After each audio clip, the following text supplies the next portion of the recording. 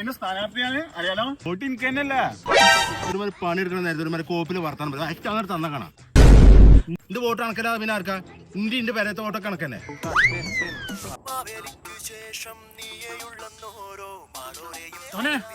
അമ്മല്ലടാ അവിടെ. ഇല്ലാക്ക എന്ത് പറ്റി? പക്ഷേ എൽഇഡിയുടെ സ്ഥാനാർത്ഥി ഞാനാണ്. വോട്ട് എനിക്ക് തരുമോ? എന്താക്ക അങ്ങനെ ടോക്ക്?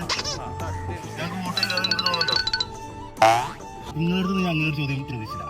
ഈ വീട്ടിൽ 5 വോട്ടുണ്ടെങ്കിൽ ആ 5 വോട്ട് നിങ്ങൾക്കാണ്. നാടിന് വേണ്ടി എന്തൊക്കെ നിങ്ങൾ ചെയ്തുകൊണ്ടെന്ന് ചോദിച്ചാലേ ഒരു തേങ്ങ ചെയ്തിട്ടില്ല എനിക്കറിയാം. ഇന്ന് വരെ ഞാൻ പറഞ്ഞു തന്നിട്ടില്ല.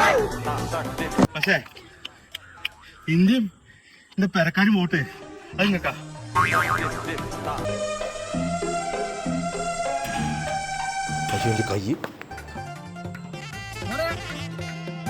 എന്റെ വോട്ടർ ഐ ഡി ശരിയാക്കിയിട്ടുണ്ട് കേട്ടോ.